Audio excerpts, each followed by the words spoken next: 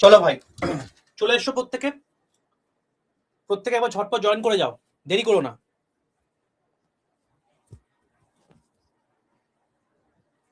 প্রত্যেক আছে audio video clear?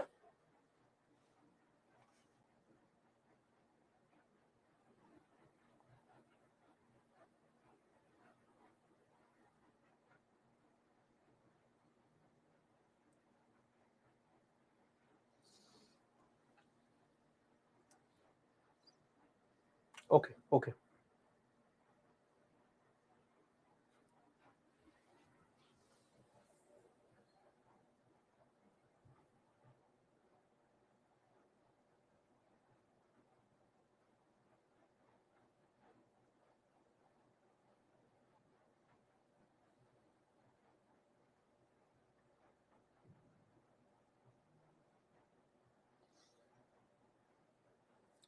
ঠিক আছে। আমি আস্তে আস্তে অ্যাপ্রেন্টিসশিপ নিয়ে ভিডিও করা শুরু করব। ঠিক আছে, অ্যাপ্রেন্টিসশিপ নিয়ে তোমাদেরকে ভিডিও করা শুরু করবো, কারণ তোমাদের অনেকের কোয়ারি আসছে এটা নিয়ে। ঠিক আছে, আমি তোমাদেরকে যেমন ওই প্রত্যেক মাসে যেমন একটা করে মানে টোটাল যা যা সেই মাসে জব ভ্যাকেন্সি নিয়ে ভিডিও চলছে, যেমন করে অ্যাপ্রেন্টিসশিপ নিয়েও করে দেবো, চাপ নেই। ঠিক আছে, চলো আর কোনো কথা নয়।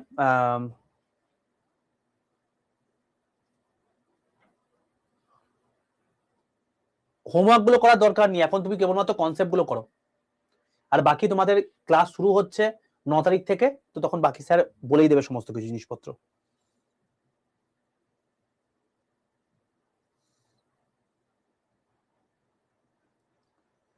ইনঅর্গানিক আর অর্গানিক এই পার্ট দুটো তোমাদের যখন কেমিস্ট্রি হবে তখন আমি তোমাকে বলে দেব।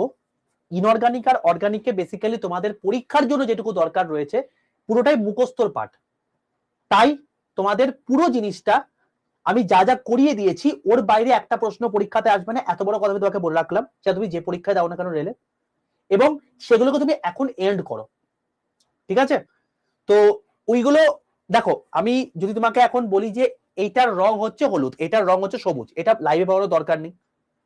আমি তোমাদেরকে পুরো ডিটেল ডেসক্রিপশন ওইখানে ওই কটা ভিডিওটা বলে দিয়েছি। তো ওই জিনিসপত্রগুলো তোমায় পড়তে হবে, কিন্তু আমি যদি তোমাকে এখন যেগুলো বোঝাবার জায়গা সেগুলো যদি বলি যে ওইখানে তোমার করানো আছে, সেটা তোমার লাভ নেই। তো যেগুলো তোমার মানে মুখস্থর জায়গা আমি সেগুলো ভিডিও কোর্সে দিয়ে দিয়েছি, আর যেগুলো তোমার হচ্ছে বোঝার জায়গা সেগুলো আমি তোমাদেরকে এখন লাইভে করাচ্ছি। ঠিক আছে, চলো। হ্যাঁ হ্যাঁ ঠিক আছে, সব মানে আগে এইগুলো থেকে উতরাই। মানে এত প্রেশার চলে আসছে যে মানে করে উঠতে পারছি না, তবে প্ল্যানে রয়েছে, করবো এক এক করে। ঠিক আছে, চলো এবার আর কোনো কথা নয়, এবার আমরা পড়াশোনার দিকে মুভ করে যাই। আর কোনো কমেন্ট করো না, এখন আমরা যেগুলো পড়ছি সেগুলো দেখে নিই। দেখো আজকে আমাদের কিন্তু দুটো টার্গেট রয়েছে। আমরা বেসিক্যালি আজকে সেকেন্ড আর থার্ড ল শেষ করব, মানে এই চ্যাপ্টার শেষ করব, এবং তারপর আমাদের আরেকটা চ্যাপ্টার আমাদের শেষ করতে হবে, ছোট্ট চ্যাপ্টার রয়েছে, সেটার নাম হচ্ছে ফ্রিকশন। বোঝা গেল? সেকেন্ড ল থার্ড ল শেষ করে আমরা ফ্রিকশনটাও শেষ করে দেবো আজকের ক্লাসে। বোঝা গেল? তো একটু আমাকে এগুলোকে করাতে দাও, তারপর আমি এবার তোমাদের কমেন্ট নেব। আমি এখন কমেন্ট নিচ্ছি না। ঠিক আছে, চলো লেটস স্টার্ট। দ্বিতীয় গতিসূত্র।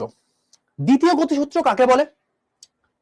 দেখো, কোন বস্তুর ভরবেগের পরিবর্তনের হার বস্তুটির উপর প্রযুক্ত বলের সাথে সমানুপাতিক, এবং বল যেদিকে ক্রিয়া করে ভরবেগের পরিবর্তন সেদিকে ঘটে। খুব ইম্পর্টেন্ট জায়গা, খুব গুরুত্বপূর্ণ জায়গা, ভালো করে দেখো।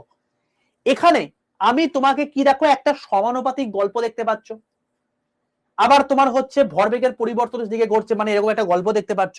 মানে তুমি কি এখান থেকে বুঝতে পারলে ভাই, এটা হচ্ছে একটা ম্যাথামেটিক্যাল টার্ম, তাই তো?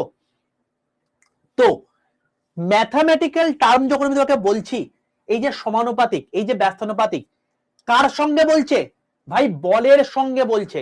তার মানে আমি এখানে কি পাচ্ছি? বলের ডেফিনেশন নয়, বলের পরিমাপ, তাই তো? কি বললাম তাহলে? এটা বলের পরিমাপ সম্পর্কে আমরা জানতে পারছি। এটা গেল প্রথম কথা। দ্বিতীয় কথা কি, দেখো এখানে সরি নতুন টার্ম পাচ্ছ, দেখো এখানে ভরবেগ পাচ্ছ।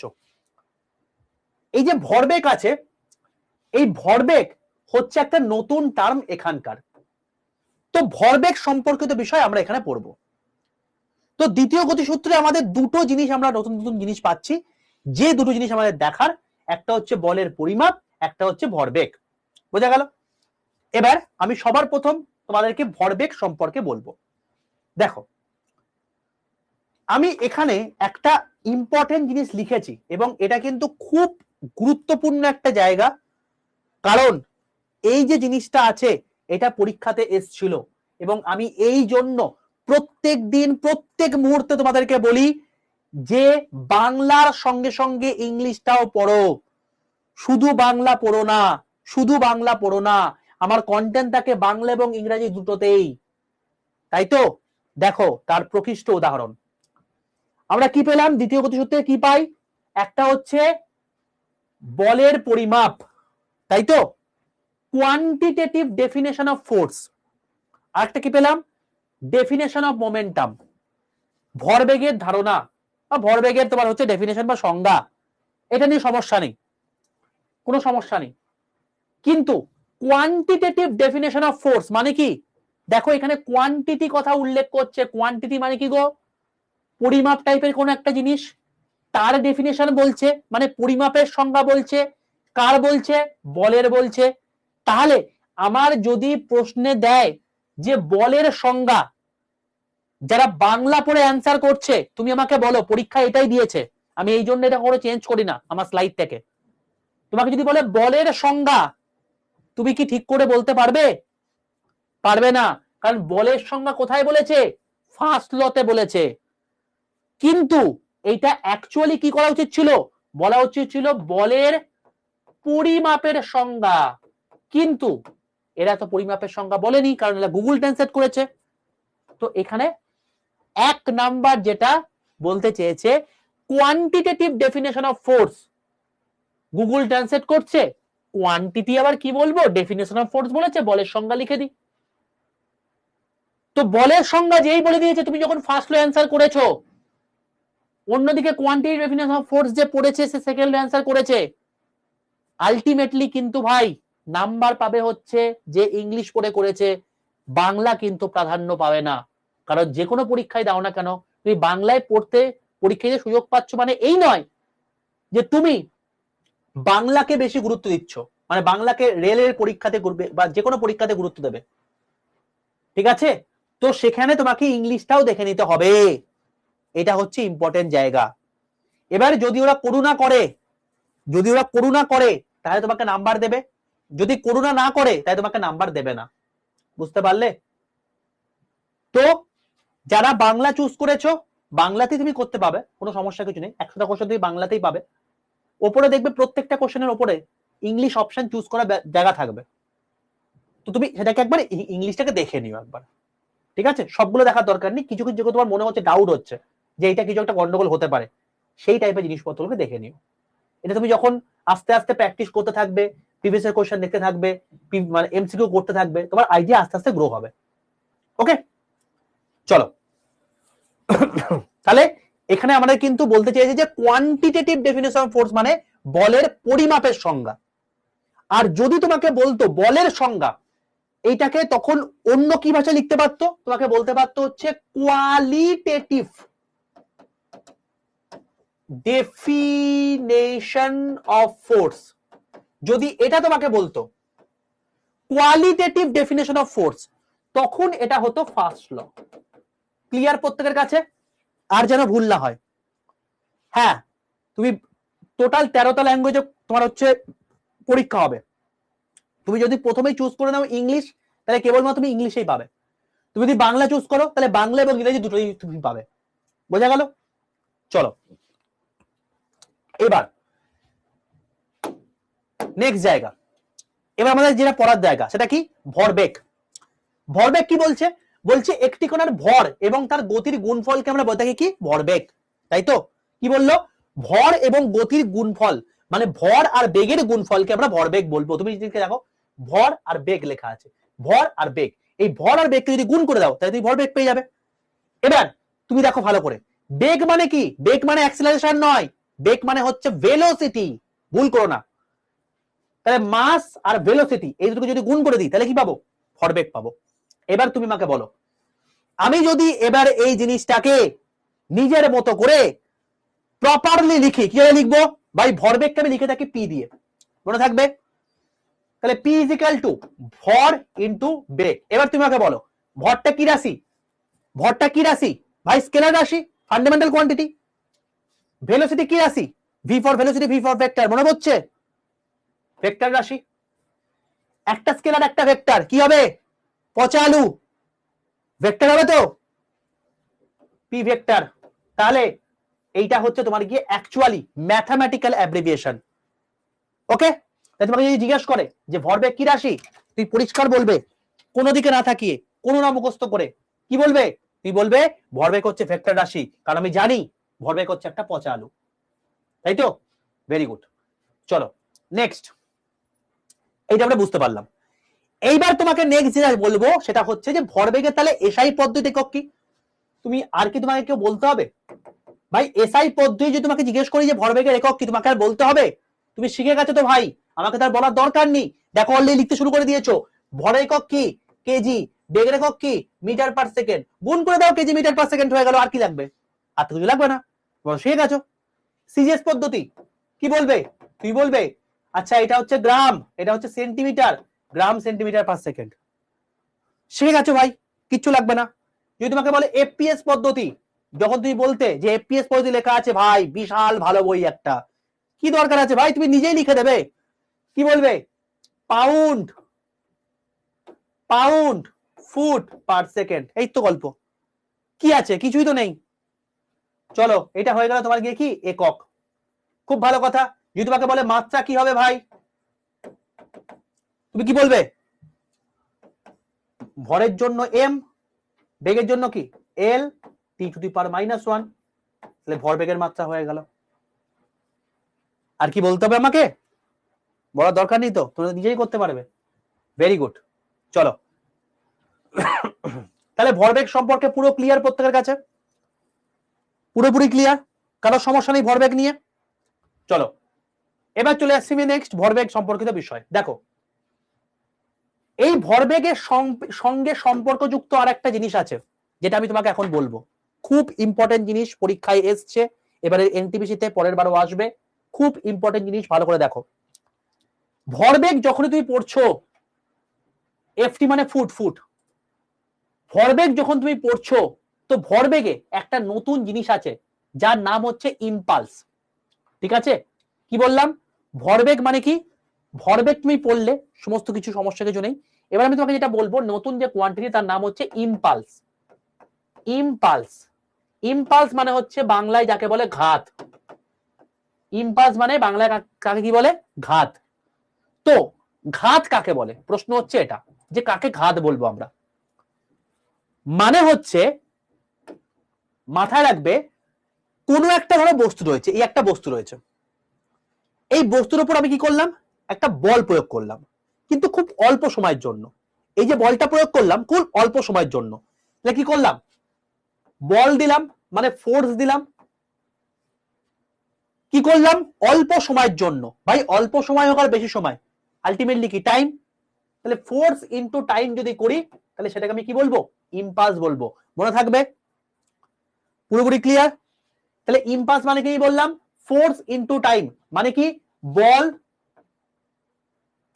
ইনটু সময়। তাহলে বল ইনটু সময় যদি আমাকে বলে, এটা কাকে বলছে? ইম্পালসকে বলছে, ভুলবে না। এবার এটা সম্পর্কিত বিষয় আমি আরেকটু ডিটেলসে আসবো, তবে তার আগে আমি বলটা সম্পর্কিত বিষয় একটু বলে নিই ফার্স্টে, না হলে তুমি এই জিনিসটা বুঝতে পারবে না।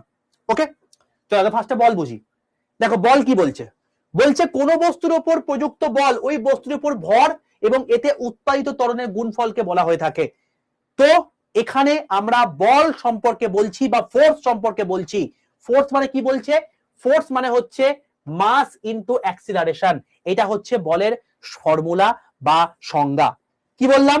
মাস ইনটু অ্যাক্সিলারেশন। এবার তুমি আমাকে বলো ভাই, মাস কি কোয়ান্টিটি? স্কেলার কোয়ান্টিটি আমরা জানি। অ্যাক্সিলারেশন কি কোয়ান্টিটি? ভেক্টর কোয়ান্টিটি আমরা জানি। তাহলে যদি আমাকে বলে যে স্কেলার এবং ভেক্টর গুণ করলে আমরা কি পাই গো? ভেক্টর পাই না? পচালু হয় না? তাহলে ফোর্স কি quantity? Vector quantity, mass into acceleration, এটা করে ব্যাস, এই তো গল্প। তাহলে ফোর্স কি কোয়ান্টিটি হয়ে গেল? ভেক্টর কোয়ান্টিটি হয়ে গেল। কেউ আর ভুলবে? এটা কেউ ভুলবে? ভুলবে না? চলো, ভেরি গুড। এবার শোনো, এই যে ভরবেগ, এই যে বল আমি পড়লাম, এই বলটাকে নিয়ে আমার একটা বিষয় বলার আছে। কি বলার আছে? দেখো, আমি এখানে বলটার সংজ্ঞা বলতে গিয়ে মাস ইনটু অ্যাক্সেলারেশন বললাম। আগের ক্ষেত্রে আমি তোমাকে বললাম ভরবেগকে তুমি মনে রাখবে কি, ভর আর বেগ লেখা রয়েছে, দুটোকে গুণ করে দাও, তুমি পেয়ে গেলে। ভাই এটাকে তো মনে রাখতে হচ্ছে না, মাস ইনটু অ্যাক্সেলারেশন। আমি তোমাকে কি বলেছিলাম? কোন জিনিস ফিজিক্সে মনে রাখবে না, মনে রাখানোর দায়িত্ব আমার, তাই তো? মুখস্থ জায়গা ফিজিক্স নয়। তাহলে এই যে জিনিসটা তোমাকে মুখস্থ করতে হচ্ছে, তুমি বলবে স্যার এটা তো আমি মুখস্থ করছি, আমি কি করবে এবার বলুন? আমি তোমাকে বলে দিচ্ছি, তুমি এগুলো মনে রাখবে। দেখো, বল হচ্ছে এমন একটা জিনিস যেটা ছাড়া জীবন শূন্য। যেমন কি স্যার? যেমন কি স্যার? যেমন হচ্ছে, তুমি যদি বল না দাও কোনো কাজ হবে? তুমি যদি একটা বল না দাও কোনো কাজ হবে? এ কি সরবে? সরবে না। এ যদি না সরে তাহলে কি বেগ আসবে? আসবে না। বেগ না হলে কি ত্বরণ আসবে? আসবে না। যদি বেগ না আসে তাহলে কি ভরবেগ আসবে? আসবে না। তাহলে সব কার উপর ডিপেন্ডেন্ট রে ভাই? বলের ওপর। যদি বলটাই না দিই তাহলে মুভমেন্টই হবে না। আর মুভমেন্ট যদি না হয়, ভরবেগ আসবে না, কাজ আসবে না, ক্ষমতা আসবে না, শক্তি আসবে না, তোমার হচ্ছে ত্বরণ আসবে না, বেগ আসবে না, দ্রুতি আসবে না, কোনো কিছুই আসবে না।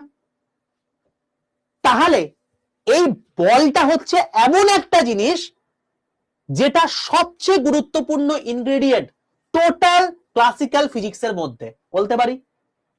যেটা ছাড়া সবকিছু অসম্পূর্ণ, বলতে পারি। ঠিক তেমনি ভাবে তোমার লাইফে বা তোমার ফ্যামিলিতে তুমি দেখবে তোমার ফ্যামিলির মধ্যে সবচেয়ে গুরুত্বপূর্ণ একজন মানুষ আছে। তার নাম কি? তার নাম আর কেউ নয়, তোমার মা। তোমার মা। মা। বাবা কাছের মানুষ ঠিক আছে, কিন্তু মা মাই হয়, তাই তো? তো মা যেমন হচ্ছে ছাড়া গোটা ফ্যামিলি অসম্পূর্ণ অন্ধকার, ঠিক তেমনি ভাবে বল ছাড়া গোটা ফিজিক্স অসম্পূর্ণ অন্ধকার। তো তুই মনে রাখবে এইভাবে, বল মানে হচ্ছে মা। Mass into acceleration. এখানে মা বলতে মাস ইনটু অ্যাক্সেলারেশন। ভুলবে আর? জীবনে ভুলবে না। চলো এবার মাথা রেখে দিও। এবার চলো,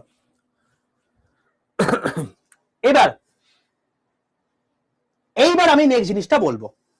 দেখো, নেক্সট জিনিস হচ্ছে এটাই যে এর একক কি। তাহলে স্যার আমাকে বলুন স্যার, এর একক কি হবে? দেখো, তোমাকে যদি বলি এসআই পদ্ধতিতে একক কি, তুমি কি বলবে? তুমি পরিষ্কার বলবে ভাই বল আছে, এই ভর আছে, ভর মানে হচ্ছে কেজি, আর অ্যাক্সিলারেশন মানে কি মিটার পার সেকেন্ড স্কয়ার, আমরা পড়ে এসেছি। তাহলে KG metre per second square sir, তাহলে এটাই হয়ে গেল এসআই পদ্ধতিতে একক। একদম ঠিক, ঠিক বলেছো, KG metre per second square. এবার তোমাকে আমি বলেছিলাম না, কিছু কিছু ছেলে মেয়ের দেখবে যে কারোর ডাক নাম আছে, কারোর ভালো নাম আছে। তো এইটা হচ্ছে ভালো নাম। এবার তোমাকে কি করতে হবে? ভালো নাম তো তুমি বুঝে গেছো, ভালো নাম কি করে জানতে হয়, তো ডাক নাম তোমাকে মনে রাখতে হবে, কিছু করার নেই। তুমি যদি বলো যে আমি আজকে থেকে আইনস্টাইনকে একটা সামথিং নামে ডাকবো, তো তুমি সেটা ডাকছো ভাই, তোমাকে মনে রাখতে হবে, কিছু করার নেই এটা, ঠিক আছে? তো এখানেও এর একটা ডাক নাম আছে, কি সেটা? KG metre per second square যেটা রয়েছে এর ডাক নাম হচ্ছে নিউটন, মনে থাকবে। KG metre per second square যেটা রয়েছে এর ডাক নাম হচ্ছে নিউটন। তাহলে এসআই পদ্ধতিতে যদি তোমাকে বলা হয় বলের একক কি, তুমি বলবে KG metre per second square বা নিউটন, মনে থাকবে। চলো সিজিএস পদ্ধতিতে কি বলবে? ভাই কেজির জায়গায় গ্রাম লিখবো, সেন্টিমিটার লিখবো, পার সেকেন্ড স্কয়ার লিখবো। গ্রাম সেন্টিমিটার পার সেকেন্ড স্কয়ার বলা যাবে, গ্রাম সেন্টিমিটার পার সেকেন্ড স্কয়ার। এবার এই জিনিসটাকে আমি আর কি লিখতে পারি? ডাইন লিখতে পারি, মনে থাকবে। তাহলে যেটাকে আমরা নিউটন বলছি আর কোনটাকে আমরা ডাইন বলছি, দিয়ে দিতে পারে। এক ডাইন সমান কি? 1 gram into 1 centimetre per second square দিয়ে দিতেই পারে, তোমাকে এটা মনে রাখতে হবে। বোঝা গেল? চলো এবার তোমাকে জিজ্ঞেস করে যে স্যার এফপিএস পজিটিভ কি হবে, তুমি পরিষ্কার বলতে পারো এফপিএস পজিটিভে লিখতে পারি। আচ্ছা গ্রাম ছিল তো এখানে, তাহলে এখানে মাসের লিখবো, তাহলে পাউন্ড লিখবো, foot per second square, pound foot per second square হয়ে গেল। এবার স্যার এটার তাহলে আমি অন্য কিছু নামে লিখতে পারি না, দরকার নেই লেখার ভাই, ডাকনাম নিয়ে তুমি কি করবে? যদি কারোর ডাকনাম না থাকে, তুমি যদি আইনস্টাইনকে আইনস্টাইন বলেই রাখো, তো মনে রাখার দরকার নেই। বোঝা গেল? তো এফপিএস এটা লিখতে পারি, হলো। চলো এবার যদি তোমাকে জিজ্ঞেস করে মাত্রা কি হবে, তুমি কি বলবে? তুমি বলবে ভাই মাস আছে এম লিখে দিলাম, আর ত্বরণ আছে, ত্বরণ তো আমরা জানি এল এ টি টু দি পাওয়ার -2, তাহলে এটাই হয়ে গেল এর মাত্রা, শেষ।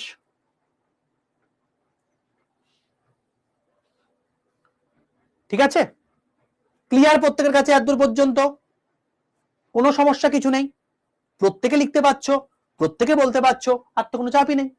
এইবার আমি তোমাদেরকে একটা জিনিস বলবো, দেখো বাবা, আমি এইমাত্র তোমাকে আমি কি পড়ালাম?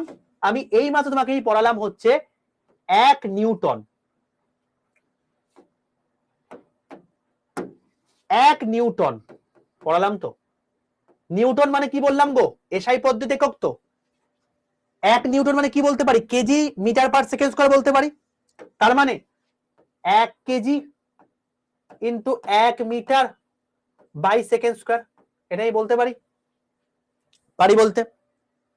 ঠিক আছে, এইবার দেখো এই জায়গাটাকে তুমি কেজিটাকে গ্রামে করবে, 1 কেজিকে গ্রামে কনভার্ট করতে আমি কি বলতে পারি?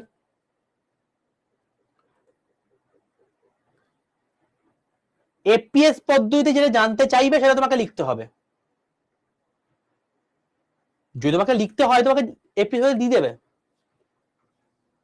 এই যে তোমার লিখতে শুরু করে দিয়েছো, ভেরি গুড। 1 কেজি সমান কি 1000 গ্রাম। এবার 1000কে আমরা কি লিখতে পারি না 10 টু দি পাওয়ার 3 গ্রাম?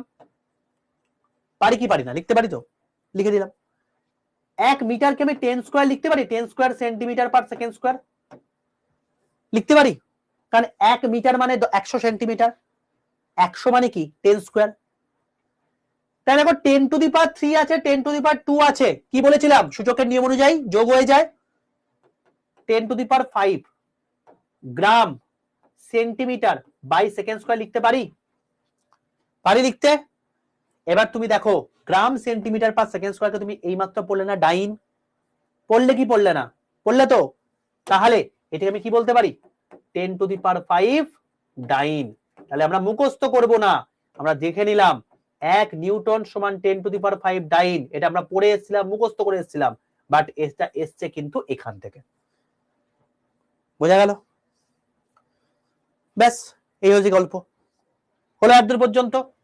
কারো কোনো সমস্যা নেই এতদূর পর্যন্ত? চলো এবার শোনো, তোমাদের আমি আর একটা জিনিস বলবো, না হলে আমি ইম্পালসটা বোঝাতে পারবো না। এতদূর পর্যন্ত কারো কোনো সমস্যা নেই তো? চলো ভেরি গুড। এবার দেখো আমরা কি পড়লাম গো? আমরা পড়লাম হচ্ছে ফোর্স, ফোর্স পড়লাম তো। ফোর্স মানে কি পড়লাম? মা পড়লাম, মাস ইনটু অ্যাক্সিলারেশন। ওকে, এবার শোনো ভাই, অ্যাক্সিলারেশন মানে কি গো? ত্বরণ না? তাই তো, অ্যাক্সিলারেশন মানে কি? ত্বরণ তো। তাই ত্বরণ যদি হয় তার মানে কি বলতে পারি ভাই ত্বরণ মানে হচ্ছে ভেলোসিটি বৃদ্ধি বাই সময়, আর ভেলোসিটি বৃদ্ধি মানে হচ্ছে অন্তিম বেগ মাইনাস প্রাথমিক বেগ বাই সময়। পড়ে এসছি কাইনেমেটিক্স 1D তে, অঙ্ক করেছি আমরা, মনে পড়ছে? তাহলে আমি এখানে কি লিখতে পারি? ভি মাইনাস ইউ বাই টি লিখতে পারি কি পারি না? আমাকে বলো, লিখতে পারি? চলো ভেরি গুড। যদি এটা লিখতে পারি ভাই, অ্যাক্সিলারেশন মানে এটা, যদি এটা লিখতে পারি তাহলে আমি কি বলতে পারি না যে M V minus M U by T? পারি লিখতে ভাই, এমটাই গুণ করে দিয়েছি জাস্ট, লিখতে পারি। এইবার যদি লিখতে পারি, তুমি আমাকে বলো ভাই এমভি মানে কি? ভরের সঙ্গে কি গুণ হয়েছে? অন্তিম বেগ গুণ হয়েছে। এবার বেগের সঙ্গে ভর গুণ হলে আমি তাকে ভরবেগ বলি না। এবার অন্তিম বেগ যদি ভরের সঙ্গে গুণ হয় তাহলে কি বলবো? অন্তিম ভরবেগ বলবো। তাহলে আমি এটা পরিষ্কার কি বলতে পারি? অন্তিম ভরবেগ, তাই তো বলতে পারি? পারি। সেম গল্প ভাই, ভরের সঙ্গে কি গুণ হয়েছে? প্রাথমিক বেগ। তাহলে আমি এটাকে পরিষ্কার লিখতে পারি প্রাথমিক ভরবেগ। পরিষ্কার হিসাব। এবার অন্তিম ভরবেগ মাইনাস প্রাথমিক ভরবেগ, তার মানে কি ভরবেগের পরিবর্তন নয় রে ভাই? এটা মানেই তো ভরবেগের পরিবর্তন, তাই তো? তাহলে এটা মানে কি ভরবেগের পরিবর্তন। এবার ভরবেগের পরিবর্তন বাই কি হয়? সময় হয়। আর কোনো কিছু বাই সময় মানে কি রে ভাই? কোনো কিছু বাই সময় মানে তুমি হার বলতে পারি না? পড়েছিলাম তো। কোনো কিছু বাই সময়কে হার বলেছিলাম তো ত্বরণের সময়। তাহলে সামথিং বাই টাইম মানে হার, তার মানে এটা কি হলো না ভরবেগের পরিবর্তনের হার? হলো কি হলো না? কি সমান হলো? এফ সমান। এফ মানে কি? বল। তার মানে এই জিনিসটাই কি আমাদের বলা আছে না দ্বিতীয় গতিসূত্রতে? কি হে, এটাই কি পড়লাম না দ্বিতীয় গতিসূত্রতে? বল সমান ভরবেগের পরিবর্তনের হার। ওইখানে সমান বলেনি, সমানুপাতিক চিহ্ন বলেছিল। সমানুপাতিক চিহ্ন যদি সমান করে দিয়ে যদি একটা কনস্ট্যান্ট নিয়ে কনস্ট্যান্টটা যদি 1 ধরে নি তাহলে তো এটাই হবে, হবে নাকি? তাহলে আমরা যে জিনিসটা তোমাকে আমি বললাম এটা আর কিচ্ছু না, এটা অনেক দিন আগে নিউটন আমাদের তার দ্বিতীয় গতিসূত্রে বলে দিয়েছে যে কোন বস্তুর ভরবেগের পরিবর্তনের হার বস্তুটির ওপর প্রযুক্ত বলের সাথে সমানুপাতিক। তার মানে ভরবেগের পরিবর্তনের হার, ভরবেগের পরিবর্তনকে আমি ধরলাম ধরো ডেল্টা পি বাই পি মানে কি ভরবেগ, আর কিছু পরিমাণ পরিবর্তনকে আমি ডেল্টা পি বলে উল্লেখ করতে পারি। তাই ডেল্টা পি সমানুপাতিক কি ফোর্স। আর কি বলছে? ওই বল যেদিকে ক্রিয়া করে ভরবেগের পরিবর্তন সেদিকে হবে, তাই তো? যখন তুমি কোনো একটা বস্তুকে এইদিকে বল প্রয়োগ করছো ভাই বস্তু নিশ্চয়ই এইদিকেই যাবে। তুমি যখন বস্তুটাকে যদি এদিকে বল প্রয়োগ করো সে নিশ্চয়ই এইদিকে চলে যাবে না, তাই তো? তাহলে বল যেদিকে প্রয়োগ হচ্ছে ভরবেগের পরিবর্তন ভাই সেদিকেই হচ্ছে, এটাই তো দ্বিতীয় গতিসূত্রে বলেছে, সেটাই তুমি ম্যাথমেটিক্সে তোমাকে বললাম। আমি তো অন্য কিছু আকাশ থেকে কিছু বলিনি, পরিষ্কার ক্লিয়ার। ওকে, তাহলে আমরা কিন্তু এখান থেকে ভরের একটা সংজ্ঞা জানতে পারলাম যে বল সমান ভরবেগের পরিবর্তনের হার। মানে আমরা কিন্তু এই সংজ্ঞাটাকেও কিন্তু ফর্মুলার ক্ষেত্রে ইউজ করতে পারি। বোঝা গেল? ক্লিয়ার হলো? কোনো সমস্যা নেই? চলো, এই হলো ব্যাপার। ওকে, চলো এইবার আমি ইম্পালসে আসি। দেখো আমরা এখন ইম্পালস সম্পর্কে বলবো। ইম্পালসে কি বলেছি ভাই? ভর ইনটু সময়, বল ইনটু সময়। এবার বল মানে কি বললাম ভাই? বল মানে বললাম হচ্ছে ভরবেগের পরিবর্তন বাই সময়। বলো এটাই কি বললাম না? আরে এইমাত্র তো বললাম বল মানে হচ্ছে ভরবেগের পরিবর্তন বাই সময়, এটাই তো বললাম। যদি আমি এটা লিখি, আমি এম এ না লিখে আমি কি কিছু ভুল লিখেছি? না তো, এটাই তো হয়। এবার তুমি আমাকে বলো এখানে টাইমটা কি গো? আমি তোমাকে কি বললাম? এই ইম্পালসে টাইমটা হচ্ছে স্মল অ্যামাউন্ট না? তার মানে আমি খুব অল্প সময়ের জন্য বল দিচ্ছি। যদি অল্প সময়ের জন্য বল দিই তাহলে অল্প সময়ের জন্য কি ভরবেগের পরিবর্তন হবে না? মানে অল্প ভরবেগের পরিবর্তন হবে, তাই তো? অল্প সময়ের জন্য অল্প ভরবেগের পরিবর্তন। আর যে কোনো জিনিসকে আমি অল্প হিসেবে কিভাবে লিখি? ডেল্টা দিয়ে লিখি, অল্প সময়। তাহলে এই ডেল্টা পি বাই ডেল্টা টি ফোর্সের জায়গায় লিখলাম কেন? নিশ্চয়ই প্রত্যেকের কাছে ক্লিয়ার, অল্প ভরবেগের পরিবর্তন অল্প সময়ের জন্য। এবার এটা ফোর্স সমান, এর সাথে আমি কি করব? টাইমকে গুণ করব, তো কেটে যাবে। তার মানে আলটিমেটলি কি এলো গো? ভরবেগের পরিবর্তন এলো না।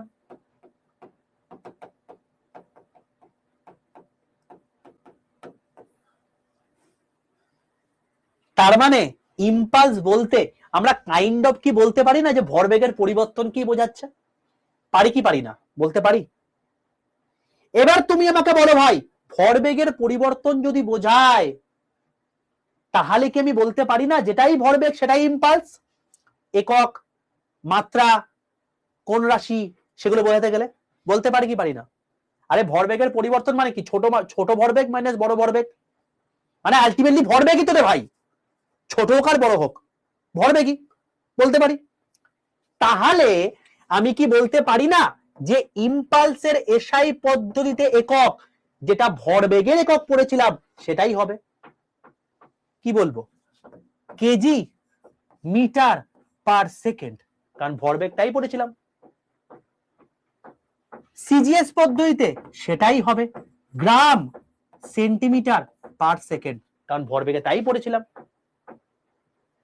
মাত্রা এটাই হবে M L T two the পাওয়ার -1, কারণ এটাই আমরা পড়েছিলাম। তাহলে যেটাই ভরবেগ পড়লাম সেটাই আমরা ইম্পালস পড়লাম, অথচ ইম্পালস আর ভরবেগ কিন্তু সম্পূর্ণ আলাদা জিনিস। মনে থাকবে? মনে থাকবে প্রত্যেকের কাছে?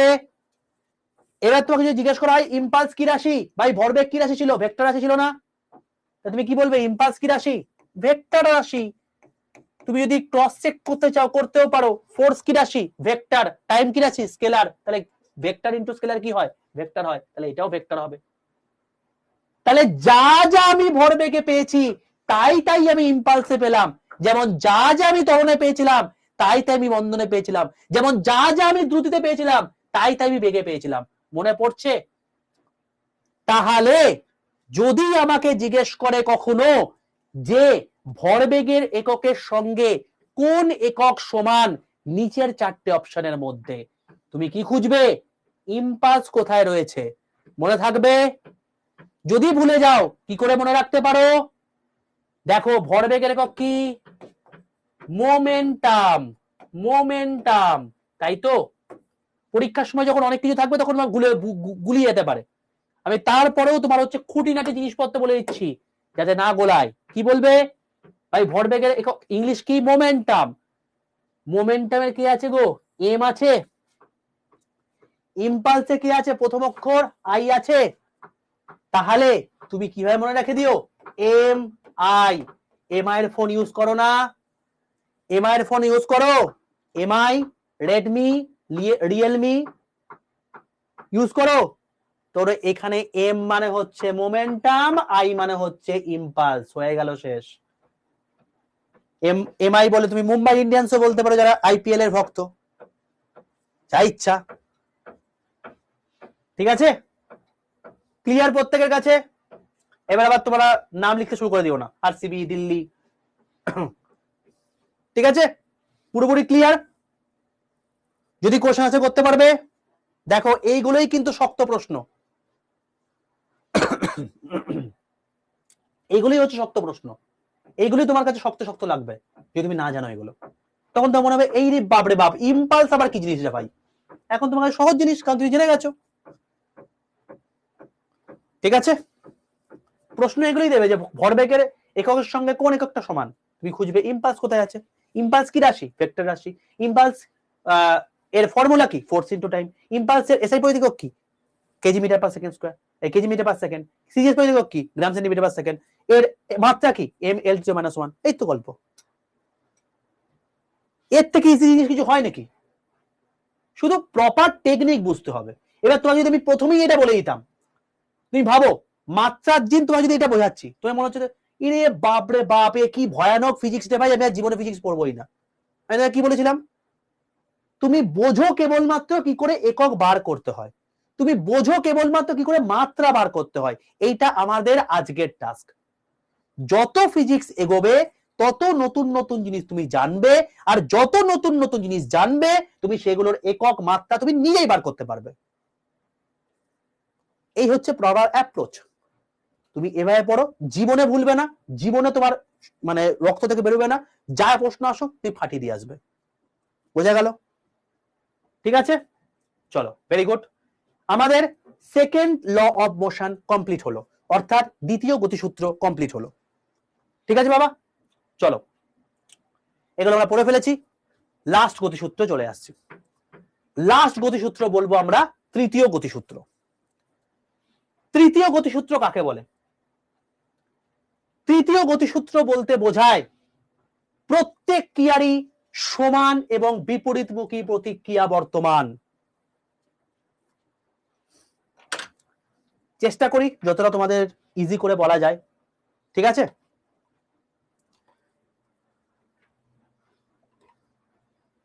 হ্যাঁ সেটাই।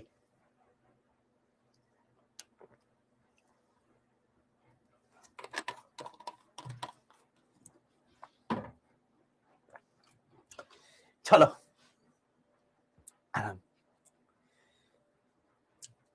মশারাও ইন্টারেস্টেড হয়ে যাচ্ছে ফিজিক্স পড়ার প্রতি, কি অসাধারণ ব্যাপার। চলো, প্রত্যেক ক্রিয়ারই সমান এবং বিপরীতমুখী প্রতিক্রিয়া বর্তমান। দেখো,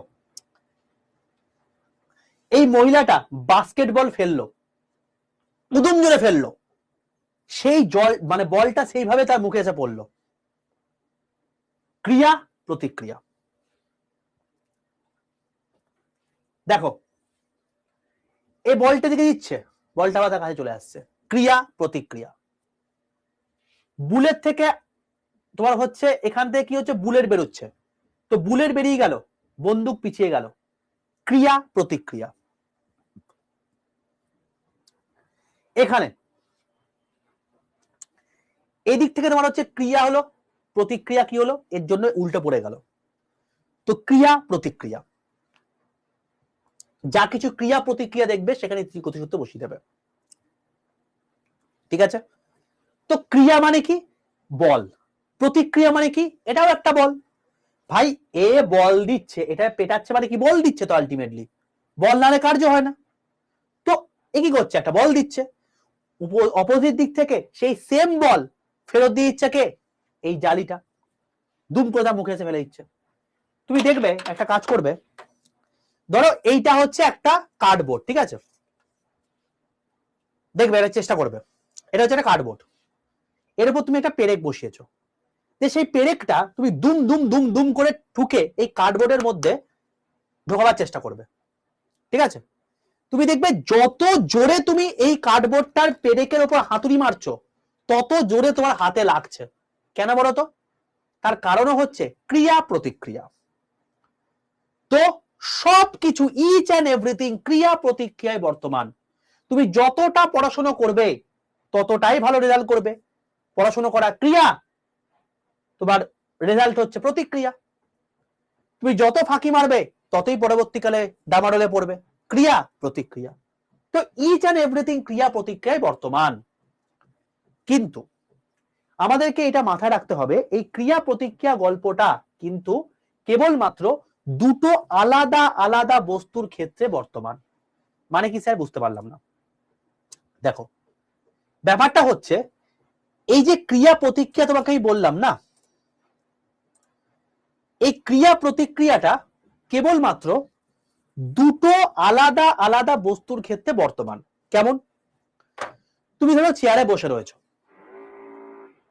ঠিক আছে, তুমি চেয়ারে বসে আছো, চেয়ারে বসে তুমি চেয়ারে এমনি ভাবে বসে নেই, কিন্তু বাবু হয়ে বসে আছো, মানে এভাবে দুটো পাকে ভাঁজ করে বসে আছো, হলো। এবার চেয়ারে হাতল ধরেছো, হাতল ধরে তুমি নিজেকে তুলতে পারবে? ট্রাই করো দেখি। তুমি চেয়ারের মধ্যে বসে আছো, পাটাকে মাটিতে ঠেকিয়ে নেই, পা দুটোকে তুমি বাবু হয়ে বসে আছো, এবার তুমি চেয়ারে হাতল ধরে তোলো, পারবে? পারবে না। কেন বলো তো? তার কারণ তুমি এবং তোমার চেয়ার দুটোই এখন একটা বস্তুতে পরিণত হয়ে গেছে। দুটো আলাদা আলাদা বস্তু হতে হবে। তুমি পা দিয়ে যদি মাটিতে ক্রিয়া করো, প্রতিক্রিয়া হিসেবে তুমি সেটাকে তুলতে পারবে। তো দুটো আলাদা আলাদা বস্তু হতে হবে, মাস্ট। প্রথম জিনিস, তুমি দেখবে এই সেম গল্প, তুমি যদি একটা গাড়ির মধ্যে বসে আছো, 4 চাকা গাড়ি, সেই গাড়িটা হঠাৎ করে চলতে চলতে বন্ধ হয়ে গেছে, তাকে ঠেলতে হবে, তুমি ঠেলতে পারছো না ভাই, বাইরে বেরোতে তোমার গায়ে লাগছে, তুমি কি করবে? গাড়ির মধ্যে বসেই তুমি পেছন দিক থেকে সামনে সিটে ঠেলার চেষ্টা করছো, গাড়ি এগোবে? এগোবে না তো ভাই। তুমি যখন গাড়ির মধ্যে বসে রয়েছো, তার মানে কি? তার মানে তুমি এবং গাড়ি একটা সিঙ্গেল অবজেক্টে পরিণত হয়ে গেছে, ক্রিয়া প্রতিক্রিয়া হবে না। যখন তুমি বাইরে বেরিয়ে আসবে, তুমি একটা আলাদা অবজেক্ট, গাড়ি একটা আলাদা অবজেক্ট, তুমি ক্রিয়া করবে, তার ফলে প্রতিক্রিয়া হবে। তুমি যখন নৌকা থেকে নামতে আসছো, যখন তুমি নৌকা থেকে নামছো, তখন কি করছো? এটা ধরো তোমার হচ্ছে নৌকা, তুমি এখান থেকে নামছো ডাঙাতে, তো তুমি কি করলে? পা দিয়ে এখানে নৌকাকে ঠেলে দিলে, নৌকা তার এগেনস্টে প্রতিক্রিয়া দিয়ে তোমাকে ডাঙায় ঠেলতে সাহায্য করছে। আমরা যে প্রত্যেক মুহূর্তে হাঁটছি, এটাও কি ক্রিয়া প্রতিক্রিয়া। তো ইচ অ্যান্ড এভরিথিং এই ক্রিয়া প্রতিক্রিয়ার উপর বর্তমান। ঠিক আছে, এই তো অলরেডি তোমার হচ্ছে অমিত লিখে দিয়েছে নৌকা থেকে নামার এক্সাম্পল, একদম সবকটাই হচ্ছে ক্রিয়া প্রতিক্রিয়া। ঠিক আছে, চলো। তো দেখো, বলছে ভরবেগের সংরক্ষণ সূত্র কি বলছে? যে কোনো বস্তুর সমষ্টির ওপর বাইরে থেকে বল ক্রিয়া না করলে বস্তুগুলির মোট ভরবেগ ধ্রুবক থাকে। দেখো, এই জিনিসটাই আমি তোমাকে ক্রিয়া প্রতিক্রিয়ার মধ্যে বললাম।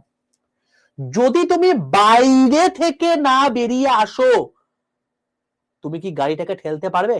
পারবে না তো। তার মানে কি? ক্রিয়া প্রতিক্রিয়া হবে না, তার মানে থার্ড ল অ্যাপ্লাই হবে না, সোজা হিসাব। তো এই যে তোমার হচ্ছে ভরবেগের গল্প, এই দেখো এখানে পরিষ্কার দেওয়া আছে, চেয়ারে বসে থাকা অবস্থায় কোনো ব্যক্তি হাত দিয়ে উপরে তুলতে পারবে না, চুল টেনে নিজেকে উপরে তুলতে পারবে না। গাড়ি খারাপ হয়ে গেলে তোমার হচ্ছে যাত্রীরা গাড়ির মধ্যে থেকে গাড়িটাকে ঠেলতে পারবে না।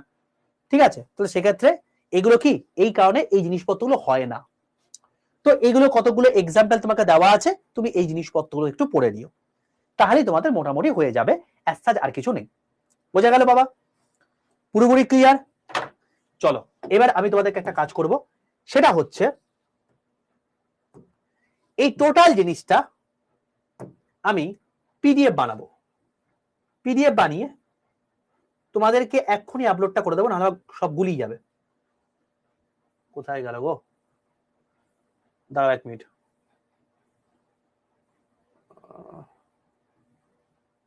ডেস্কটপ,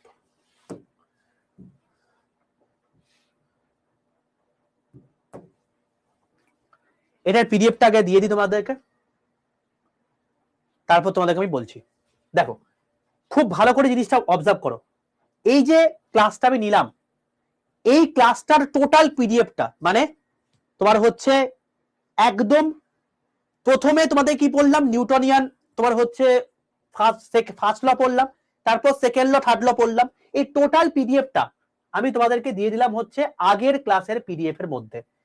ঠিক আছে, এর পরের দিন এসে আবার যেন না মানে এই ভিডিওগুলোকে না দেখে যেন কেউ বলো না যে স্যার কোথায় আমি পিডিএফ পেলাম না, তো কোথায় খুঁজে পাচ্ছি না। তো ওকে, কোথায় পাবে? আগের ক্লাসের পিডিএফ এ। তো আগের ক্লাসের পিডিএফ এর মধ্যে আমি টোটাল পিডিএফটা একসঙ্গে দিয়ে দিলাম। এই হলো তোমার টোটাল পিডিএফ। তো স্যার এই ক্লাসটার আমি ভিডিও কোথায় পাবো স্যার দেখতে? এটা দেখো, এইটা তোমার ছিল গ্র্যাভিটেশন পার্ট 2, অর্থাৎ আমার কবে ক্লাস শেষ হয়ে যাওয়া কথা ছিল এগুলো, কিন্তু আমরা কি করছি, একদম পড়ে প্রপারলি বুঝতে যাচ্ছি। তাই আমি এটা কি করব, আমি যেটা করব সেটা হচ্ছে আমাদের NLM ক্লাস 2 লিখে দিচ্ছি। তাহলে বাদ দাও, ক্লাস 2 না লিখে নিউটনস ফার্স্ট নিউটনস ল। চলো তোর বাবা,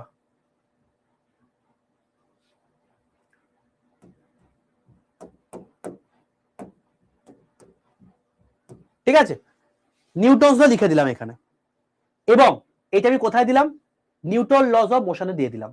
ওকে, তো খুব ভালো করে মন দিয়ে জিনিসটা শোনো, তোমাদের এখনকার যে ক্লাসটা আমি করালাম, অর্থাৎ আগের ক্লাসটা এবং এখনকার ক্লাসটা, তার টোটাল পিডিএফটা আমি আগের ক্লাসের মধ্যে দিলাম, এবং সেটা কোথায় রয়েছে? তোমার নিউটন লজ অফ মোশনের মধ্যে রয়েছে।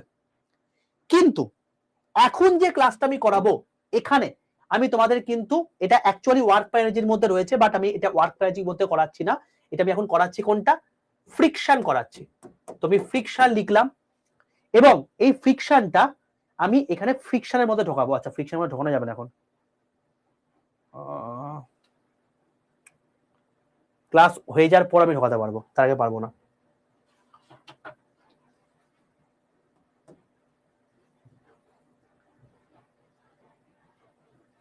এখানে আমার ঢোকা দিচ্ছে না।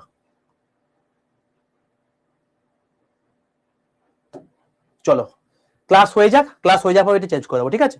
তো আজকের যে এখন যে ফ্রিকশন তোমাদের করাবো, এই ফ্রিকশনটার পিডিএফটা আমি ফ্রিকশনের মধ্যেই দেবো এবং ওইখানে আমি ফ্রিকশনের মধ্যে আমি তোমাদেরকে আগের দিন কি পড়িয়েছিলাম? নিউটন লজ অফ মোশন পড়িয়েছিলাম, তাই তো? তো নিউটন লজ অফ মোশনের কনসেপ্টের ক্লাস একটা চলে গেল, আর নেক্সট হচ্ছে ফার্স্ট ল আর একটা ক্লাসে চলে গেল। কিন্তু পিডিএফ তোমাদের আমি কি দিলাম? ফার্স্ট, সেকেন্ড, থার্ড, তিনটে পিডিএফ একসঙ্গে দিয়ে দিলাম। কিন্তু এই যে সেকেন্ড আর থার্ড ল আমি কোথায় পাবে?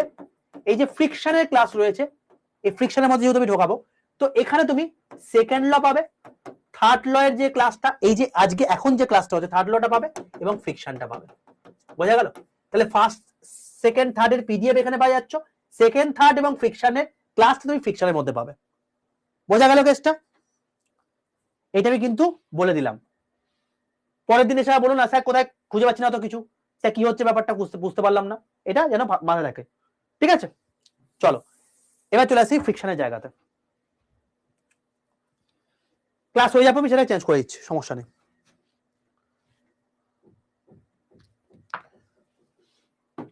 দেখো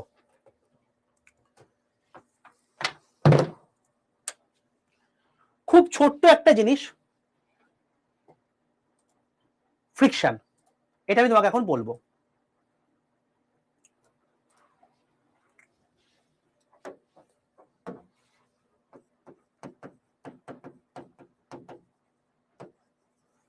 দশ মিনিট লাগবে, কোনো দিকে না থাকিও, ক্লাসে মন দাও, আমি তারপর তোমাদের সমস্ত কমেন্ট নেব, তার আগে নয়। ফ্রিকশন মানে কি? ফ্রিকশন মানে হচ্ছে ঘর্ষণ। মানে কোনো একটা বস্তু সারফেসের উপর দিয়ে যাচ্ছে, এদিক থেকে এদিকে ফোর্স দিয়েছি, কিন্তু সে কিছু দূর দেওয়ার পর সে কিন্তু থেমে যাবে, কারণ তার নিচে একটা বল কাজ করছে, যেটাকে আমরা বলে থাকি তোমাকে ফ্রিকশনাল ফোর্স, যেটা ঘর্ষণ বল বলে থাকি। মাথায় রাখবে এটা কেবলমাত্র সলিডের জন্য অ্যাপ্লিকেবল। কি বললাম? এটা কেবলমাত্র আমাদের সলিডের জন্য অ্যাপ্লিকেবল। সলিড মানে হচ্ছে কঠিন পদার্থের ক্ষেত্রে। যদি এটা লিকুইডের ক্ষেত্রে অ্যাপ্লিকেবল হতে হয় তাহলে কিন্তু এখানে হবে না। লিকুইডের ক্ষেত্রে বা গ্যাসের ক্ষেত্রে এই সেম জিনিসটাকে আমরা বলে থাকি হচ্ছে ভিসকোসিটি। সেটা আমরা কোথায় পড়বো? প্রপার্টিজ অফ ম্যাটার বা পিওএম চ্যাপ্টারের মধ্যে পড়বো। বোঝা গেল বেশ কেসটা? এখানে কিন্তু আমরা পড়বো না। ক্লিয়ার প্রত্যেকের কাছে? তো আমরা সলিডের ক্ষেত্রে কেবলমাত্র ফ্রিকশন হয়ে থাকে, লিকুইড বা গ্যাসের ক্ষেত্রে ভিসকোসিটি হয়ে থাকে, যেটা আমরা প্রপার্টিজ অফ ম্যাটারের ক্ষেত্রে পড়বো। হলো? চলো তাহলে ফ্রিকশন হতে গেলে আমাদের কি ম্যান্ডেটরি থাকা দরকার? ফ্রিকশন হতে গেলে ভাই একটা সারফেসের সঙ্গে আর একটা সারফেসকে একসঙ্গে থাকতে হবে, লেগে থাকতে হবে, নাহলে ফ্রিকশন হবে কি করে ভাই? লেগে থাকতে হবে, না তো ফ্রিকশন হতে পারবে না। এবার শোনো, দেখো তোমাকে আমি একটা কথা বলি। ধরো তোমাকে আমি বললাম যে এই ফ্রিকশনের একটা ফর্মুলা আছে। কি ফর্মুলা? এই ফ্রিকশনের ফর্মুলা হচ্ছে F = মিউ ইন্টু এন। এটা হচ্ছে ফ্রিকশনের ফর্মুলা। স্যার ব্যাপারটা কিরকম বুঝতে পারলাম না তো। দেখো তুমি ধরো একটা মানুষ, ঠিক আছে, তোমার নিচে কি কাজ করছে ভাই? ওয়েট কাজ করছে। ভাই তোমাকে আমি কি বললাম? তুমি যেহেতু মানুষ, তোমার যেহেতু নিচে ওয়েট কাজ করছে, ওয়েট মানে কি? ওয়েট মানে হচ্ছে ভাই একটা ফোর্স, তাই তো? তাহলে যদি নিচের দিকে একটা ফোর্স কাজ করে, তাহলে ওপর দিকেও কি হবে? আরেকটা ফোর্স কাজ করবে, যার জন্য তুমি দাঁড়িয়ে রয়েছো, তাই তো? যেই জিনিসটাকে আমি কি বললাম? এন দিয়ে উল্লেখ করলাম। ওকে, তো এখানে এখানে আমাদের মাথায় রাখতে হবে এখানে এই যে ফর্মুলাটা F is equal to mu into N, এখানে এই F মানে কি? F মানে হচ্ছে ফ্রিকশনাল ফোর্স,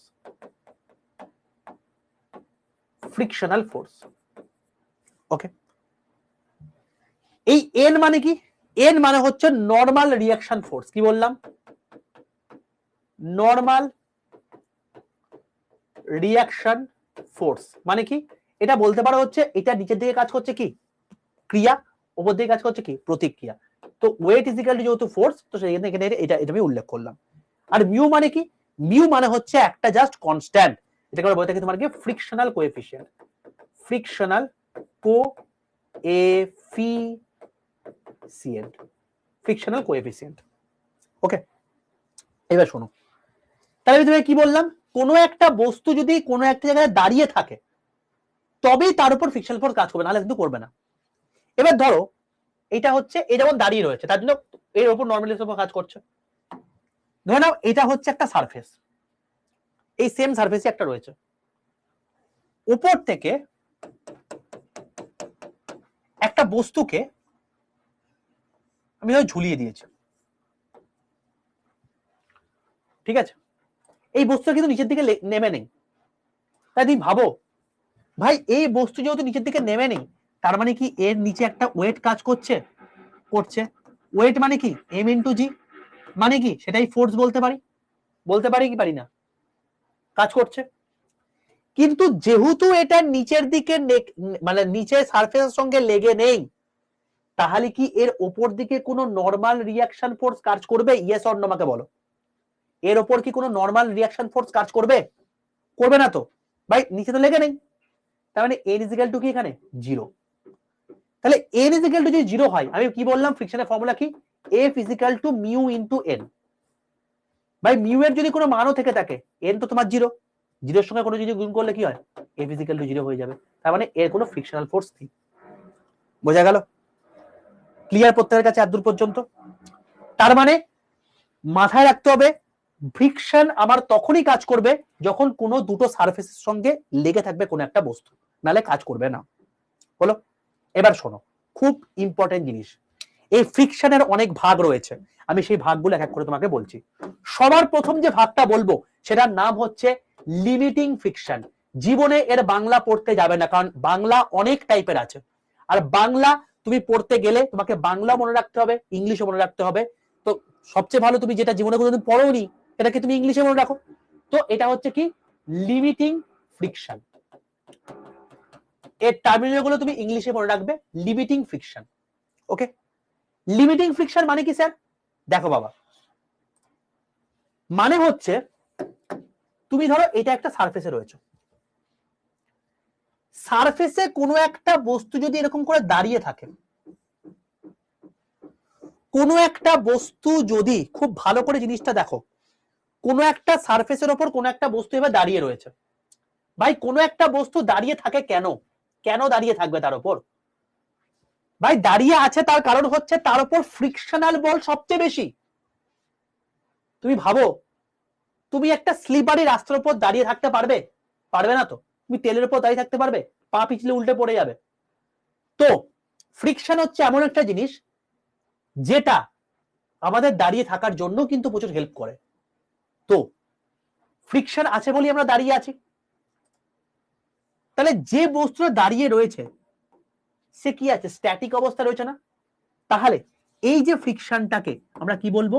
স্ট্যাটিক ফ্রিকশন বলবো। তাহলে যে কোনো বস্তু, যে কোনো লোক, যে কোনো কিছু, যা কিছু দাঁড়িয়ে রয়েছে তাকে আমরা কি বলবো? স্ট্যাটিক ফ্রিকশন বলবো। মনে থাকবে? মানে যে দাঁড়িয়ে রয়েছে, সোজা কথায় যে স্থির অবস্থায় রয়েছে, তার উপর ফ্রিকশনাল ফোর্স সবচেয়ে বেশি, সেই অনুসারে দাঁড়িয়ে রয়েছে, এটাকে আমরা বলবো কি? Static friction. হলো? এবার তুমি এর উপর কি করছো? একটা বল প্রয়োগ করছো। ভাই দাঁড়িয়ে রয়েছে, স্থিতিজাড্য বেশি, ফ্রিকশন বেশি, তাই সে দাঁড়িয়ে রয়েছে। এবার যদি তাকে স্থিতিজাড্যকে ওভারকাম করাতে হয়, তাহলে বাইরে থেকে কি করতে হবে? বল প্রয়োগ করতে হবে। তো যদি তার উপর বল প্রয়োগ করি ভাই, তখন কি হবে? এই স্ট্যাটিক ফ্রিকশনটাকে ওভারকাম করে সে গড়াতে শুরু করবে। করবে নাকি? করবে তো ভাই, গড়াতে শুরু করবে। এবার গল্পটা হচ্ছে এটাই যে এ গড়াতে শুরু করলো, করলো করলো করলো। তাহলে এখানে দেখো, এখানে যে এই যে ফোর্সটা দিলাম, এই ফোর্সটা বেশি দিলাম নিশ্চয়ই স্ট্যাটিক ফ্রিকশনের থেকে। ভাই ফ্রিকশনটা কি? ফ্রিকশনটাও তো একটা ফোর্স। তার মানে আমি যে বাহ্যিকভাবে যে ফোর্সটা দিলাম সেটা নিশ্চয়ই এই ফ্রিকশনাল ফোর্সের থেকে বেশি হয়েছে, তার জন্যই সে মুভ করতে শুরু করেছে, না সে মুভ করতে পারতো না? বলতে পারি? পারি বলতে। তাহলে ও মুভ করতে শুরু করেছে। ভাই চলতে চলতে চলতে চলতে ধরো এখানে সে থামলো। কেন থামলো? কেন থামলো? তার কারণ এই নিচে কন্টিনিউয়াস একটা ফ্রিকশনাল ফোর্স কাজ করছে, দিয়ে আবার যখন সে থেমে গেল তখন আবার কি হয়ে গেল? স্ট্যাটিক ফ্রিকশন হয়ে গেল। তাই সে থেমে গেছে, যেন স্ট্যাটিক ফ্রিকশন হয়ে গেছে, বলতে পারি। এবার শোনো খুব ভালো করে মন দিয়ে, এবার সবচেয়ে ইম্পর্টেন্ট জায়গা। এই যে থামছে, এই যে সেই লোকটা বা এই যে বলটা থামছে, এইখানে সে থামছে। ভাই এখানেও বলটা এখান দিয়ে গেছে, এখান দিয়ে গেছে, কিন্তু ও লাস্টের আগের মুহূর্তেও একটা তার উপর ফোর্স কাজ করেছে। তো বলো আমাকে, এখানে আমি একটা বল দিয়েছি, নিচে ফ্রিকশনাল ফোর্স কাজ করছে, বাধা দিচ্ছে বাধা দিচ্ছে বাধা দিচ্ছে বাধা দিচ্ছে বাধা দিচ্ছে। ভাই বাধা দিতে দিতে দিতে দিতে দিতে দিতে এমন একটা জায়গা থাকবে যেখানে বাধার পরিমাণটা সবচেয়ে বেশি হবে। তো ভাই সবচেয়ে বেশি হয়েছে বলেই তো এর পরের স্টেপটাতেও থেমে গেছে, তাই নয় কি? এই জায়গাটাতে বাধার পরিমাণটা সবচেয়ে বেশি ছিল, এই জায়গাটাতে ফ্রিকশনাল ফোর্সটা সবচেয়ে বেশি ছিল, যার জন্য সেটা স্ট্যাটিক ফ্রিকশন হয়ে গেছে, বলতে পারি। তাহলে স্ট্যাটিক ফ্রিকশন হওয়ার আগের মুহূর্তে যে পজিশনটায় ফ্রিকশনাল ফোর্স সবচেয়ে বেশি ছিল এটাকে আমরা কি বলবো? Limiting friction. মনে থাকবে, লিমিটিং ফ্রিকশন, এটাকে আমরা বলবো হচ্ছে লিমিটিং ফ্রিকশন। বোঝা গেল? তাহলে যে দাঁড়িয়ে রয়েছে সে স্ট্যাটিক ফ্রিকশন, যে মুভ করছে তার কাছে একটা ফ্রিকশন ফোর্স কাজ করছে। লিমিটিং ফ্রিকশন কোনটা? গতিশীল অবস্থায় থাকার সময় গতিশীলতাকে ওভারকাম করে যখন সে স্ট্যাটিক ফ্রিকশনে আসছে, তার আগের মুহূর্তে যে ফ্রিকশন ফোর্স কাজ করছে সেটাকে আমি বলবো লিমিটিং ফ্রিকশন। বোঝা গেছে লিমিটিং ফ্রিকশন কাকে বলে? তাহলে এখনো পর্যন্ত কি কি বললাম? একটা বললাম স্ট্যাটিক ফ্রিকশন, একটা বললাম লিমিটিং ফ্রিকশন। সমস্যা নেই এতদূর পর্যন্ত? কারোর কারোর কোনো সমস্যা নেই? চলো একদম। এরপরে যে ফ্রিকশনটা বলবো তার নাম হচ্ছে ডাইনামিক ফ্রিকশন। কি বললাম? Dynamic friction. এটাকে আমি বলতে পারি কাইনেটিক বা ডাইনামিক ফ্রিকশন। স্যার কি ব্যাপারটা? এটা ব্যাপারটা কি স্যার? বুঝতে পারলাম না। দেখো ভাই এরা দুজন এখানেও স্ট্যাটিক হয়ে আছে, এখানেও স্ট্যাটিক হয়ে গেছে, এর আগের মুহূর্তে আমি লিমিটিং ফ্রিকশন বললাম। তাহলে কি এই জায়গাটায় ফ্রিকশন ফোর্স কাজ করেনি? কখন কাজ করেছে? তখন যে মুভ করেছে তখন কাজ করেছে। তাহলে গতিশীল অবস্থাতে যে ফ্রিকশন কাজ করছে সেটাকে আমি ডাইনামিক ফ্রিকশন বলতে পারি, সেটাকে আমি তোমার হচ্ছে কাইনেটিক ফ্রিকশন বলতে পারি। যেখানে গতিশীলতা আছে তার উপর যে ফ্রিকশন ফোর্স কাজ করছে সেটাকে আমি বলতে পারি কি? Dynamic friction. স্ট্যাটিক ফ্রিকশন নয়, তার উল্টো ডাইনামিক ফ্রিকশন। পরিষ্কার হিসাব। এইবার এই ডাইনামিক ফ্রিকশন দুটো টাইপের হয়ে থাকে। কি বললাম? এই ডাইনামিক ফ্রিকশন দুটো টাইপের হয়ে থাকে। কি কি? একটা হচ্ছে রোলিং ফ্রিকশন। কি বললাম? একটাকে বলা হয়ে থাকে রোলিং ফ্রিকশন। দুটো হয়ে থাকে এটা। একটা হচ্ছে রোলিং ফ্রিকশন,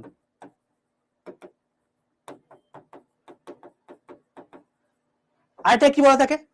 স্লাইডিং ফ্রিকশন।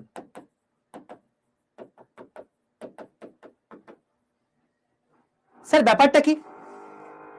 দেখো বাবা, রোলিং মানে কি?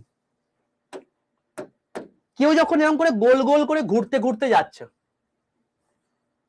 তো গোল গোল করে ঘুরতে ঘুরতে যাচ্ছে মানে রোল করতে করতে যাচ্ছে, তার উপর যে ফোর্স কাজ করছে মানে নিচের দিকে ব্যাক এন্ডে, এটাকে বলবো রোলিং ফ্রিকশন।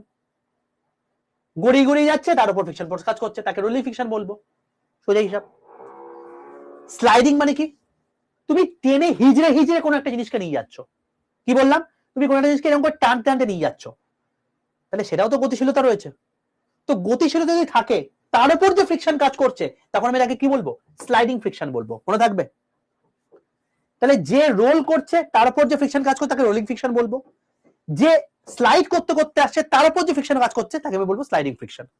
ওকে, এবার শোনো, বলতে পারো স্লাইডিং দরজা জানলা। এবার দেখো, তোমাকে জিজ্ঞেস করবে রোলিং ফ্রিকশন বেশি শক্তিশালী নাকি স্লাইডিং ফ্রিকশন বেশি শক্তিশালী, তুমি কি বলবে?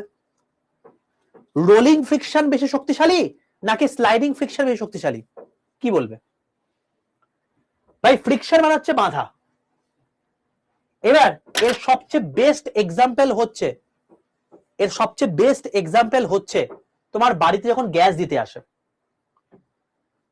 সিলিন্ডার যখন তোমাকে দিতে আসে, সে এরকম করে টানতে টানতে নিয়ে আসে সিলিন্ডারটাকে, এরকম করে টানতে টানতে, ভাই অনেক কষ্ট হয় তাকে টানতে। তার বদলে কি করে, এরকম করে রোল করতে করতে নিয়ে আসে না, আসে কি আসে না? তো যদি সিলিন্ডারটাকে রোল করতে করতে নিয়ে আসে, তাহলে গড়িয়ে গড়িয়ে যখন নিয়ে আসছে, কেন নিয়ে আসছে? ভাই তাকে ফ্রিকশনটাকে ওভারকাম করতে তাকে অনেক কম পরিশ্রম করতে হচ্ছে, তাই তো? তাহলে বেশি শক্তিশালী কে ফ্রিকশনের দিক থেকে? স্লাইডিং ফ্রিকশন, এ বেশি শক্তিশালী। তার জন্যই এইটা না করে রোল করতে হচ্ছে। বলতে পারি বলতে? তাহলে আমি পরিষ্কারভাবে বলতে পারছি যে রোলিং ফ্রিকশন এবং স্লাইডিং ফ্রিকশনের মধ্যে স্লাইডিং ফ্রিকশন অবশ্যই রোলিং ফ্রিকশনের থেকে বেশি শক্তিশালী। ওকে, এবার যদি তোমাকে বলে যে এই যে চারটে ফ্রিকশন আমরা পড়লাম, এই চারটে ফ্রিকশনের মধ্যে আমাকে বলুন যে সবচেয়ে বেশি ক্ষমতা কার, দেখি ক্ষমতা দেখে নি কার। দেখো বাবা, সবচেয়ে বেশি ক্ষমতা যদি তোমাকে জিজ্ঞেস করে, তুমি কি বলবে? স্ট্যাটিক ফ্রিকশন কিন্তু নয়। স্ট্যাটিক ফ্রিকশন মানে যে স্ট্যাটিক রয়েছে, তার থেকেও বেশি ক্ষমতা কার? লিমিটিং ফ্রিকশনের। কারণ ও স্ট্যাটিক করছে। ঠিক আছে, তুমি কাকে শক্তিশালী বলছো?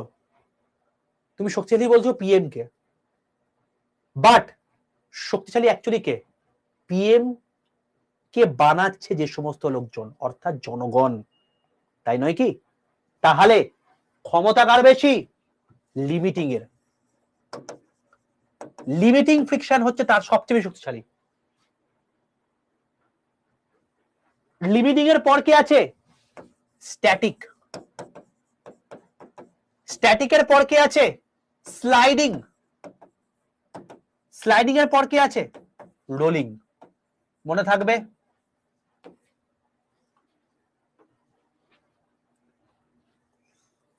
মনে থাকবে? এটা হচ্ছে ফ্রিকশনের প্রকারভেদ। এবার তোমাদেরকে জাস্ট আমি একটা জিনিস বলবো, তাহলে আমাদের এই টোটাল জিনিসটা শেষ হয়ে যাবে। একটা জাস্ট কন্ডিশন, একটা ছোট্ট কোয়েশ্চেন পরীক্ষাতে এসেছিল, তোমাদেরকে একবার দেখিয়ে রাখি। দেখো বাবা, ধরো এইটা হচ্ছে একটা টেবিল, ঠিক আছে? ফ্রিকশন থেকে এসেছিল, এটা একটা টেবিল। এই টেবিলের ওপর তুমি কি করেছো? দুটো সেম মেটেরিয়ালের টেবিল বস্তু রেখেছো। কি কি? একটা হচ্ছে এরকম একটা বস্তু যার ভর হচ্ছে 50 কেজি, একটা হচ্ছে এরকম বস্তু যার ভর হচ্ছে 50 কেজি। এটা 1 নাম্বার, এটা 2 নাম্বার। তোমাকে জিজ্ঞেস করবে যে কার ওপর ফ্রিকশনাল ফোর্স বেশি। Option A 1, option B 2, option C both, option D none. কার ওপর ফ্রিকশনাল ফোর্স বেশি, তোমাকে এটা জিজ্ঞেস করছে। দেখি বলো তো কে বলতে পারে। সবাই বলছো প্রত্যেকে এক ধার থেকে এক এক এক এক এক, বলবে তো একের বেশি হবে। প্রত্যেকে এক লেখো, দিয়ে পুরোটাই কেটে দাও, কেটে দিয়ে লেখো অপশন সি কারেক্ট। এই জন্য পরীক্ষায় দিয়েছিল। বোঝা গেল? স্যার কেন? এবার তোমাকে যেটা বলছি সেটা লেখো, মাথায় রাখবে, জীবনে যেন না ভুল হয়। ফ্রিকশন ডিপেন্ডস, এই যে ফ্রিকশনাল ফোর্স ডিপেন্ড করে কার কার ওপর? Number 1, mass of the object, কোন একটা অবজেক্টের ভরের ওপর, কোন একটা বস্তুর ভরের ওপর। আর 2 number nature of the surface. এবার তুমি আমাকে বলো, এখানে দুটোর ভর কি দেওয়া আছে? এটাও 50, এটাও 50, তাহলে কি ভর আলাদা? নয়, তাহলে ফ্রিকশনাল ফোর্স সেম। সারফেসের নেচার কি আলাদা? দেখো এ যে টেবিলে আছে এও কিন্তু সেম টেবিলেই আছে, কোনো কিন্তু খসখসে বা নড়বড়ে টেবিলের মধ্যে কিন্তু নেই, তাহলে কি বলতে পারি? এটাও কিন্তু সেম। তাহলে কি হবে? ফ্রিকশন কিন্তু ডিপেন্ড করছে এই দুটো জিনিসের উপর, অন্য কোনো জিনিসের উপর নয়। পাশে নোট করে লিখে রাখো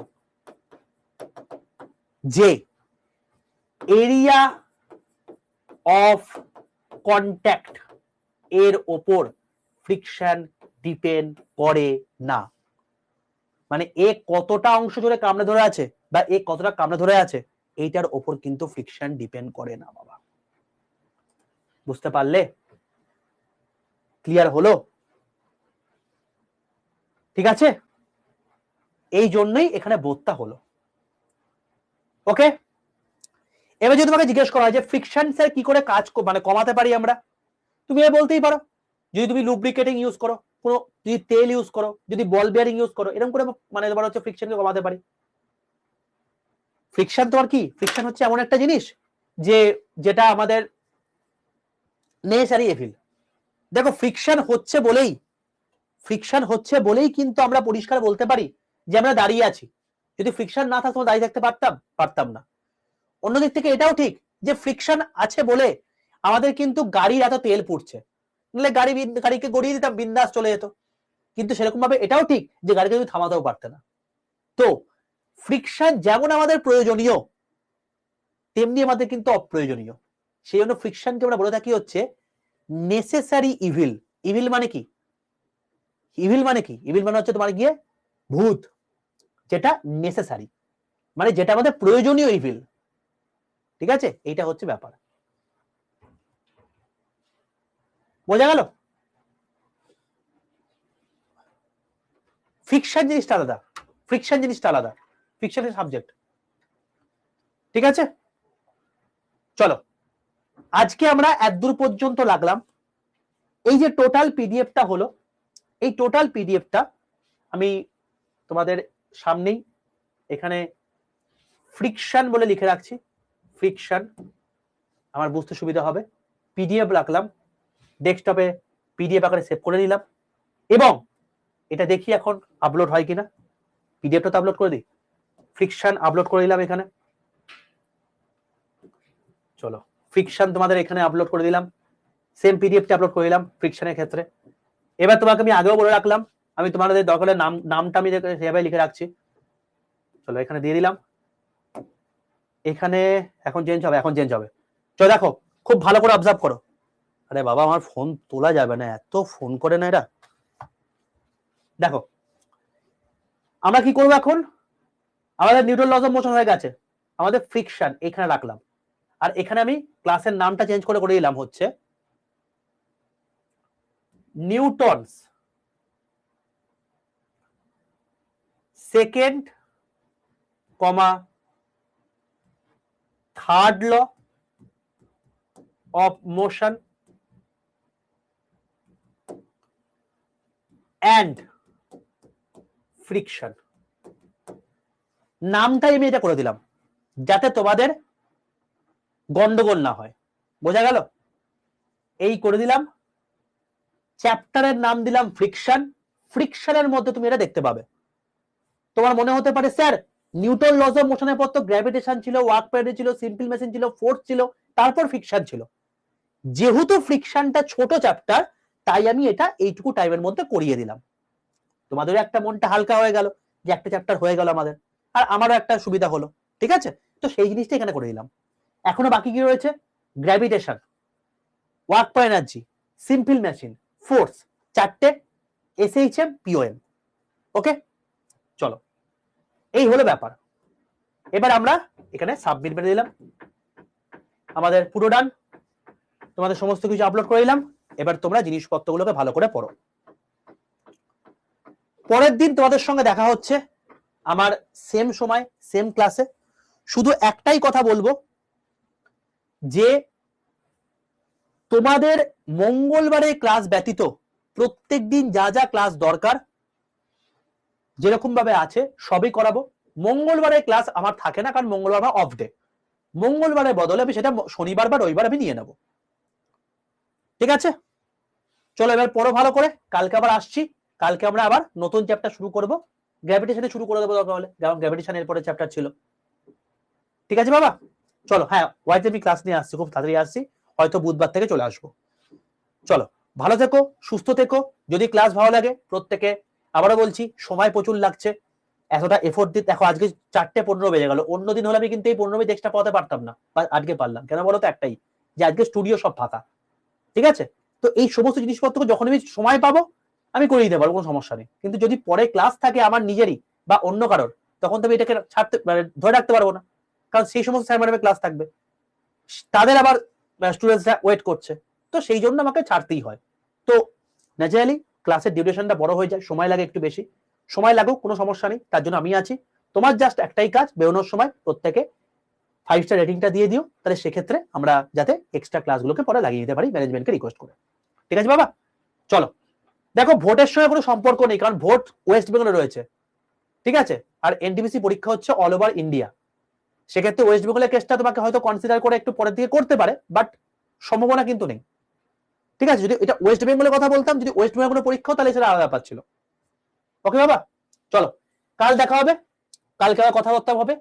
আজকে এখানে পৌঁছে থাকি, আর যা যা পড়লাম সেগুলো কিন্তু অতি অবশ্যই প্রত্যেকে দেখে নিও, রিভিশন দিও, খাতায় লিখে নিও। অল দ্য বেস্ট প্রত্যেককে। হ্যাঁ, এনটিপিসির নতুন ফর্ম আসবে ওই মোটামুটি ভাবে তোমাদের ওই জুলাই আগস্ট নাগাদ। ওকে, টাটা।